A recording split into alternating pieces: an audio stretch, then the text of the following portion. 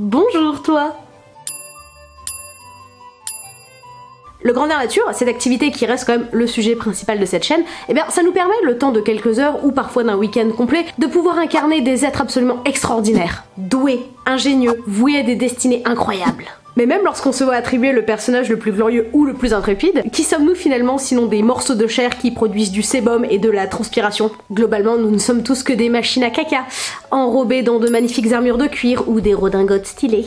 Lors de ma précédente vidéo, j'avais abordé le FOMO, un sujet psychologique qui, au vu des nombreux retours que j'ai eu à ce sujet, a touché beaucoup d'entre vous. Et ben c'est terminé la psychologie, la réflexion profonde. T'es prévenu, aujourd'hui ça va être pipi, transpi, muqueuse et savon. Tu l'as compris, t'as vu le titre, hein. Aujourd'hui on parle de la pratique de se laver le boule au clair de lune et de l'art de chier dans les bois. Générique.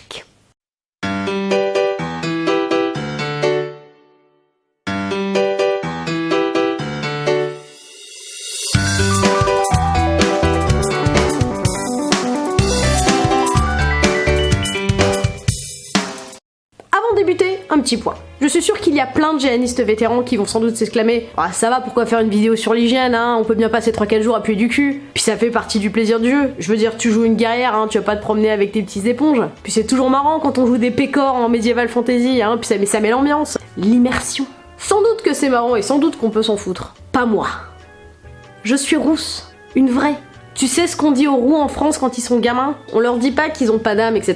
Ça c'est un truc de South Park, c'est marrant, mais je veux dire c'est récent quoi. Non, normalement les roux on leur dit qu'ils puent de la schneck. Et partout, hein, je veux dire, j'ai déménagé partout en France, ça a été une constante. Perso, j'ai été globalement traumatisée. Toute mon enfance, toute mon adolescence et une partie de ma vie de jeune femme. Faut pas s'étonner si après 28 ans plus tard, ça développe des personnes qui ont une véritable obsession de leur hygiène corporelle. Donc non, personnellement, passer 3-4 jours sans me laver, c'est pas possible. Plus sérieusement, si tu es un adepte des festivals, du trekking, de la randonnée, etc., je ne vais sans doute rien t'apprendre. Au vu des très nombreux messages privés que je reçois, je sais qu'il y a de plus en plus de novices qui n'ont jamais vécu aucune de ces situations, qui ont besoin de savoir ce qu'il en est. Donc voilà. Aussi, on va débuter par la situation la plus critique, qui n'est autre que... Le gène sur lequel tu te rends ne possède pas de douche aménagée? Pas de soucis. Si tu es encore dans une démarche de débutant et que tu n'as pas forcément envie, par exemple d'investir pas mal de thunes dans une douche solaire ou autre, il y a plein de méthodes à moindre coût et qui peuvent même rester immersives. Soyons honnêtes, les solutions que je vais proposer aujourd'hui, ça concerne principalement quand même le gène Medieval Fantasy, mais ça peut passer dans plein d'autres cadres. Petit disclaimer rapide mais obligatoire, non, je n'ai toujours pas été payée et non, je n'ai toujours pas été sponsorisée par toutes les marques que je vais citer dans cette vidéo. C'est vrai quoi, qu'est-ce que vous attendez? J'ai des gels internationaux à payer, moi je mets dessous de table. Option A, la lingette pour bébé.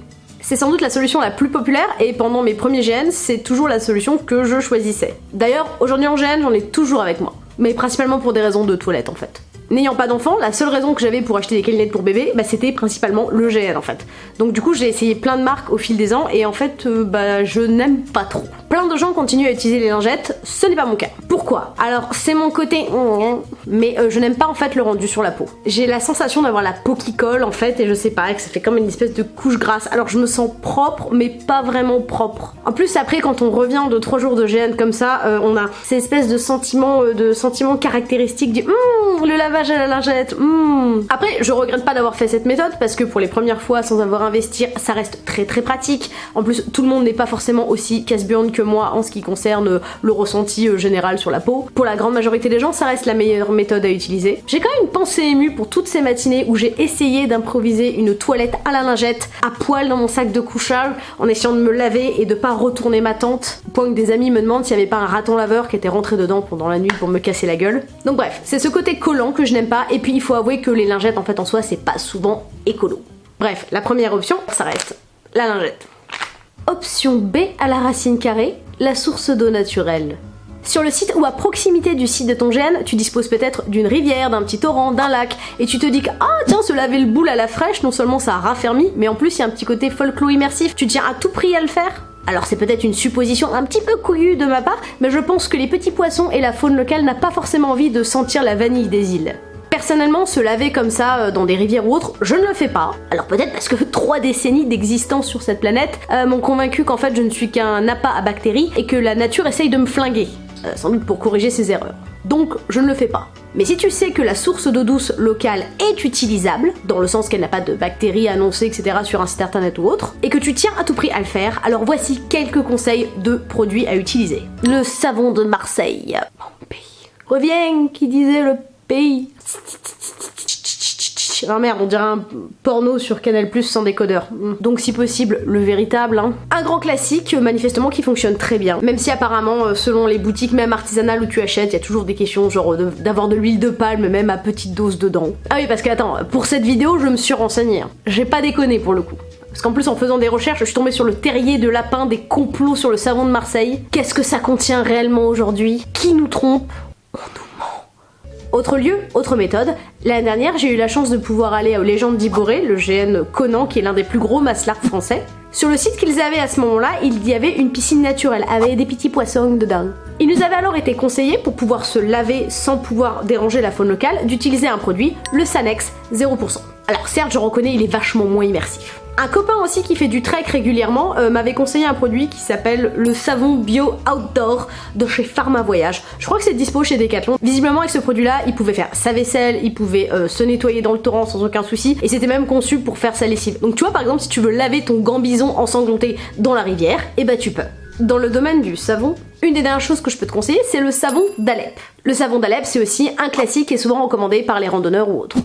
Petite précision toutefois si tu es propriétaire d'un vagin. Les propriétaires de vagins sont demandés en salle 3. Ah, mais je suis concernée.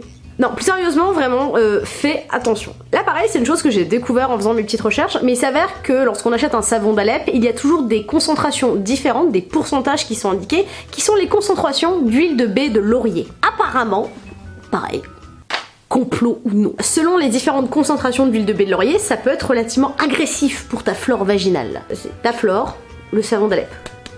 Ça pourrait avoir des effets notamment irritants. Parce qu'on soit bien d'accord, hein, c'est génial la communion avec la nature, tout ça, j'adore. Par contre les cystites, c'est vachement moins fun. Personnellement, moi ça me donne juste envie de venir me laver dans le lac avec du pétrole et de foutre le feu à tout ce qui bouge. Alors si tu veux un bout de sagesse de Tata Cora, hein, la résolution 2019, protège tes muqueuses, tu seras plus heureuse. Soyons honnêtes, au final, il n'y a pas vraiment de bonne solution. D'une manière ou d'une autre, tout ce qu'on fait, ça a toujours un impact sur la nature, surtout qu'en plus, plein de marques vont utiliser cette image de écolo, etc., faire ce qu'on appelle du greenwashing, et au final, c'est quand même blindé de merde, où dans 20 ans, on va se rendre compte que ça aura quand même énormément d'impact. J'ai donc pas de solution parfaite à te proposer si tu veux te laver dans une source d'eau naturelle, mais si tu tiens à tout prix le faire, de toute façon, toutes ces solutions-là sont quand même censées être moins pires que, comme je t'ai dit, le gel douche de base que tu peux trouver dans les supermarchés. Donc au final, la meilleure solution pour ne pas emmerder la nature, c'est encore de pas aller dans la nature. Option C, un bac et une cruche. Alors en dehors du fait qu'on dirait curieusement le résumé de mon année de terminale, en fait c'est encore un sujet qui est bateau, c'est une idée qui est vraiment bateau, mais on n'y pense pas toujours. Par cette méthode, ton installation pour te nettoyer peut tout à fait passer en jeu, notamment si tu as une tente ouverte, décorée, qui te sert à la fois de lieu de repos et de lieu de jeu. Alors évidemment pareil, on évite les grosses bouteilles de shampoing etc. en plastique, on essaie de prendre des solutions genre du shampoing solide. Par exemple, tu n'as qu'à prendre une énorme bassine en céramique que tu peux trouver vendue dans des braderies à longueur de l'année, un gant, de l'eau chaude et bim, voilà, t'as une installation. Tes potes font du feu, tu fais chauffer ton eau, de bon matin, c'est super agréable. Parce qu'il faut pas oublier une chose en fait, l'inconfort ça a quand même un impact sur ton jeu. Tu marches, tu crapahutes, tu parles, t'as des problèmes, il se passe plein de choses, t'as de la fatigue des fois, tu dors pas bien souvent. Une bonne douche, même se laver juste une toilette au gant, et ça peut faire du bien et ça peut faire la différence sur ton expérience. On n'oublie pas, si tu as décidé de prélever de l'eau dans une source un petit peu bizarre, on n'oublie pas de la faire bouillir. L'immersion ne mérite pas que tu meures. Ou un ténia. Et si tu as de l'eau potable mais que personne n'a de quoi la faire bouillir, l'eau froide c'est vachement bien aussi. Par expérience, je peux te dire que si t'as dû subir une très mauvaise nuit et qu'en plus t'as eu des négociations jusqu'à 3h du matin, rien de tel qu'un bon gant d'eau gelée sur les parties pour te réveiller dépotrominé et t'es en colère pour la journée là. Ah, pour jouer un barbare, c'est parfait. La plupart des sites de jeux ont quand même de l'eau potable, mais renseigne-toi avant. Sur un site qui est très grand, avec des campements très étendus, si tu veux le faire en pur immersif, tu peux ramener en avant un seau. Et sinon, un jerrycan en plastique, la plupart du temps, ça passe quoi. Si par contre ton site ne possède pas d'eau, la technique la plus facile, c'est d'acheter les énormes bouteilles fontaines que tu peux trouver n'importe où en supermarché. Par contre évidemment, tu les planques et tu ne les exposes surtout pas au soleil. Si par exemple tu sais que tu vas partager ton campement avec plusieurs personnes et que vous avez une vie de groupe, etc., vous mangez tous ensemble en collectif, c'est toujours intéressant de mutualiser tous ces achats-là en amont ensemble. Comme moi tu t'embourgeoises et que la majeure partie de tes jeux disposent en fait de douches aménagées, j'ai pas vraiment beaucoup de conseils à te donner. On est plutôt sur de la logique de vie commune en fait. Et en fait c'est vrai que ça concerne pas tout le monde non plus. Donc oui en fait j'ai des conseils à te donner. Laisse tes pompes loin des douches. Il y a rien de pire, enfin si, il y a pire, mais enfin dans ce cas-là, il y a rien de pire que des gens en fait qui viennent avec leur grolle pleine de boue dans la salle de bain, surtout en plus souvent ce sont des douches où il n'y a pas de rideau, donc il y a de la flotte partout et en fait la salle de bain se transforme en marais. Personnellement, en fait, j'ai des claquettes, qui sont devenues d'ailleurs mes claquettes de GN, que je n'utilise que pour ça. Et puis aussi parce que tu connais pas toujours les gens, hein, tu sais pas ce qu'ils font sous la douche. Tu trouves des trucs un peu bizarres, hein, parce que, tu vois, souvent entre les poils, les cheveux, les pansements, et pire. Parce qu'en fait, oui, il y a rien de tel, en fait, de bon matin, avant de reprendre le jeu, que de se préparer tranquillement, etc. Et d'entendre quelqu'un se masturber agressivement sous la douche. Eh oui, je sais, certains d'entre vous vont toujours pas se remettre pourquoi est-ce que j'ai besoin de douche en GN. Puis mine de rien, en fait, je suis pas la seule personne que ça concerne. J'ai été faire un petit tour, parce que je suis une petite souris curieuse, sur le site de LARP-In. LARP-In, si vous ne connaissez pas, en fait, c'est un revendeur de matériel de GN. Et ce cher petit LARP-In, il a d'ailleurs toute une catégorie hygiène. LARP-In ne s'embête pas non plus, il se contente de revendre quasiment que des produits Pits and Bits. Si vous ne connaissez pas, c'est une marque de produits secs pour les festivaliers, en fait. Mais n'empêche, la question est abordée. Bref, maintenant que vous êtes propre, il est temps de parler du deuxième problème de l'hygiène en GN. Tu sais de quoi je parle. Si tu pensais qu'on avait fait le moins glamour, non. Oui, j'ose aborder le sujet maudit, les toilettes.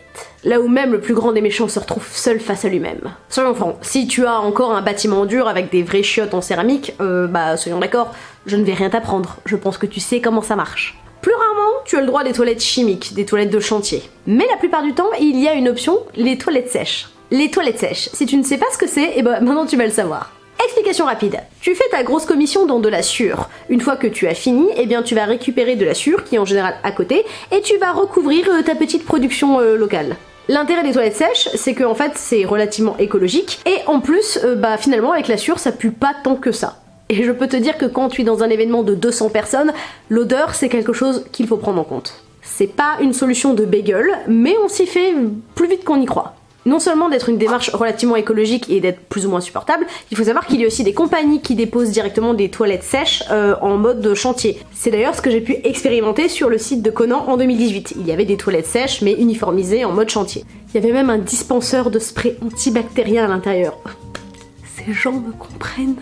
Sinon, la plupart du temps, ce genre de solution est géré directement sur le site par les organisateurs. Si je peux faire une suggestion aux organisateurs, c'est de toujours penser à mettre une petite poubelle à l'intérieur de ces toilettes-là. Si j'en parle, c'est parce qu'il y a un problème existant. Pas toujours, mais suffisamment existant pour que j'en parle. Pourquoi mettre une petite poubelle ridicule à l'intérieur, tu demandes peut-être? Vois-tu, certaines des personnes qui s'inscrivent sur ton GN souffrent du sort cruel de se faire emmerder mensuellement par Dame Nature. Et même si je n'ai pas particulièrement honte d'avoir un utérus qui a la régularité d'un coucou suisse, il faut avouer que parfois c'est un petit peu malaisant. Surtout quand tu emballes tout ton bordel dans du papier toilette que tu tiens précieusement dans tes mains comme si c'était un bébé oiseau recueilli du nid et que tu as 10 personnes au sortir des toilettes qui font la queue devant les chiottes. Parce qu'évidemment dans des toilettes sèches, tu ne peux pas jeter de serviettes, tu ne peux pas jeter de tampons et si tu as une cup comme moi que tu nettoies avec des lingettes spéciales, et non tu ne peux pas jeter les lingettes. Si vous savez pas c'est quoi, c'est une coupe menstruelle. Renseignez-vous, c'est très bien. La plupart du temps, ça donne juste l'impression que t'essayes de masquer un crime qui vient d'avoir lieu dans les toilettes. Alors bien sûr, avec les années, j'ai appris à maîtriser la technique du j'emballe le tout et j'irai jeter ça dans une poubelle la plus proche. Mais sérieusement, une petite poubelle s'il vous plaît. N'empêche, les toilettes en GN, en fait, c'est toujours un petit peu la grosse angoisse pour tout le monde de toute façon. Surtout quand t'as un costume super élaboré et que t'as des bourses, t'as des ceintures, etc. Et que tu dois retirer tout ce merdier juste pour faire un pissou. Et je ne parle même pas quand t'as une robe gigantesque avec 45 000 couches plus la cape. Parce que t'as toujours la peur d'avoir fait tomber un truc dans les toilettes sèches. Mais si tu connais cette délicieuse sensation quand le samedi soir, après que 1200 personnes se sont fait plaisir dans les toilettes sèches, tu te retrouves à coups de jupon à balancer ta lampe frontale à l'intérieur des toilettes, je peux dire qu'arrivé là, tu remets pas mal de choix en question dans ton existence. En général, c'est là que tu te rends compte que le JDR sur table, ça a quand même vachement des avantages. Et que tu te demandes si au final, t'aurais pas mieux fait juste de faire du badminton. L'immersion, c'est génial, mais par contre, mettre les mains dans la merde... Et encore, ça c'est quand il y a des lampes, parce que parfois les toilettes ne sont pas équipées en lumière. Certaines personnes laissent quand même des lampes LED en général, c'est assez pratique. Et là tu me dis, ouais mais et s'il n'y a pas du tout de toilettes sur le site? Alors je pourrais te recommander l'excellent livre de Kathleen Meyer, Comment chier dans les bois. Petite précision, il est pas aussi drôle que le titre, il est par contre beaucoup plus drôle en anglais. Et je dois avouer que quand t'as nature et découverte entre 4 diffuseurs d'huile essentielle, ça attire quand même un peu l'œil. C'est en fait un livre qui parle de pouvoir faire des randonnées par exemple en ayant le moins d'impact sur l'environnement. Et c'est très spécifique aux États-Unis parce que ça parle notamment des lois dans les grands sites comme Yosemite, etc. Mais il y a quand même quelques très bonnes idées à en retirer, notamment la règle que tu ne fais pas caca n'importe où. Déjà en fait, ce serait bien de regarder autour de toi. Parce que t'as pas envie, là encore, de baisser ton froc, de tomber en plein milieu des fougères urticantes. Et ensuite, la solution la plus simple que je peux te proposer, c'est de creuser un trou. T'es pas obligé de faire un trou gigantesque, quelques centimètres, 25 ce serait parfait. Alors le trou n'est pas censé être énorme, hein, t'enterres pas un cadavre. En fait, dans les 25 premiers centimètres du sol, d'après les recherches que j'ai fait, c'est là que se trouvent tous les enzymes qui vont se charger de faire disparaître ton gros repas. Oui, des années de pratique de GN, tout ça pour finalement sur ma chaîne à imiter des enzymes bouffeuses de merde. Second conseil, c'est d'être le plus loin possible des sources d'eau naturelles. Le minimum c'est de 50 mètres, mais si tu peux faire mieux, fais mieux. Pareil, on ne peut pas prendre n'importe quel papier toilette, souvent on conseille en nature le papier spécial fosse septique ou alors du papier écolo, vraiment si tu peux te le permettre. Si tu as aussi envie de te promener avec ton papier toilette de façon immersive et que ça se remarque pas trop, et que t'as des thunes à perdre, et ben j'ai une solution à te proposer. Tu as peut-être déjà remarqué ça quelque part sur Facebook et c'est normal. Comme un heureux hasard alors que j'étais en train en plus de tourner cette vidéo, genre vraiment c'était vraiment un hasard du calendrier. Il y a quelques jours, un atelier qui s'intitule L'antre du Wendigo a posté ses photos sur Facebook. En gros, ils ont décidé de créer une espèce de recouvre papier toilette en cuir. Ça a fait un petit peu le buzz sur Facebook dans la communauté hygiénistique et en fait moi j'ai trouvé ça vraiment très drôle. D'autant plus que j'avais déjà entendu des joueurs se plaindre du fait que des fois au milieu de la nuit tu pars avec ton PQ etc. Et ça gêne un peu d'autres personnes. En ce qui me concerne, c'est pas vraiment l'accessoire le plus ridicule que j'ai pu voir en GN et en fait ça se trouve c'est peut-être même super pratique. Dans le but de cette vidéo j'ai justement été discuter avec les concepteurs et en fait leur premier prix est autour de 30 € mais ils se proposent de personnaliser. Donc par exemple si tu veux avoir ton porte-papier toilette aux couleurs de ton clan, eh ben c'est possible. Alors je ne dis pas que c'est forcément l'accessoire dans lequel je serais prête à investir, mais je trouve l'idée plutôt drôle et puis ça répond sans doute à un besoin. Et puisqu'avec cette chaîne j'essaye aussi de mettre en avant les projets de la communauté, laisse-moi te parler de K2. Parce que je suis dans le nord, j'ai l'occasion de jouer assez régulièrement au fort de Montbré. C'est un fort serré de rivières, c'est une typologie qui est assez connue, notamment Cognolo, Laniscourt, etc. Quand on va jouer au fort de Montbré, on a une équipe qui est sur place et qui gère entièrement tout ce qui est générateur, mais aussi toute la gestion des toilettes sèches. Cette équipe qui gère entièrement l'aspect toilette du début à la fin pour que les organes n'aient pas à s'y inquiéter, et ben on l'a surnommée affectueusement la team caca. Parce que oui, nous autres géanistes, si tu l'as pas encore compris, nous sommes des parangons de la créativité et du bon goût. Eux, qu'est-ce qu'ils en font? Et ben en fait, ils gardent pas le contenu des toilettes parce qu'ils font une collection bizarre. Après l'événement, il faut savoir que le contenu des toilettes sèches est alors composté et réutilisé en fait dans le potager de l'un d'entre eux. Et bien cette fameuse Team Caca a décidé de créer sa propre association qui portera le nom de K2. Pourquoi? Parce qu'administrativement, c'était pas possible. Ils ont un énorme projet pour 2019-2020. Leur projet en fait, il répond à un besoin. C'est tout simplement en fait de proposer des solutions clés en main aux associations qui veulent s'installer pour faire un GN sur un site qui ne dispose pas de sanitaires. L'idée c'est de proposer à la fois des solutions écologiques pour les sanitaires, mais aussi de s'occuper de l'électrique. Ils s'engageraient aussi du coup à pouvoir gérer toute cette partie-là de façon la plus immersive possible, en costume, etc. pour ne pas déranger le jeu. Évidemment le but ce serait de proposer des solutions avec des énergies de plus en plus renouvelables, notamment le solaire, au fur et à mesure que l'association va se développer, et évidemment aussi de composter, de revaloriser la production fécale du GN. C'est une idée naissante, mais l'association a été créée. Si tu souhaites les contacter, tu trouveras toutes les informations dans la description. Et voilà! Je pense qu'avec toutes ces informations, tu es prêt à affronter ton premier GN en sachant plus ou moins à quoi t'attendre au niveau des sanitaires et de l'hygiène en général. Sache que mes prochaines vidéos ne vont pas toujours aborder des conseils, parce qu'il n'y a pas que des débutants qui regardent mes conneries en fait sur YouTube. Vous êtes de plus en plus nombreux d'ailleurs. Plus sérieusement, je vais continuer à aborder des informations qui sont toujours un petit peu génériques et un petit peu toujours concentrées sur le Medfan, parce qu'il faut pas oublier que ça reste quand même la catégorie de GN la plus organisée en France aujourd'hui. Et pour autant, contrairement à ce que vous pouvez penser, ce n'est plus du tout le type de jeu que je pratique, ou que j'organise. Mais je vais attendre un petit peu avant de te parler des trucs bizarres que je fais où on se prend tous pour des légumes dans un potager sous une 3e guerre mondiale dystopique. Non, je déconne, ça existe pas ça en GN. Pas encore. J'ai pas fini de l'écrire. Mais je finirai par aborder tout ça. Tu verras. Oui, ouais, les enfants sont dans la mine, d'accord, ça on s'en fout, ok. Oui, quoi oh, vous savez ce qu'il a dit Poulpi? Poulpi il a dit abonne-toi. Oui, parce que tu peux t'abonner pour soutenir ce que je fais. Et si tu as des questions ou des suggestions, tu peux me trouver que ce soit sur Twitter, sur Facebook et même sur Instagram. Et comme d'habitude, soutiens une rousse, mets-lui un pouce. Alors, Non. Juste pour préciser, hein, quand même, parce que je devrais pas avoir à le dire, mais si jamais on se croise en gêne ou ailleurs et que tu penses que c'est une bonne idée, ne me mets pas un doigt dans le pétard. Tu t'exposes à des conséquences.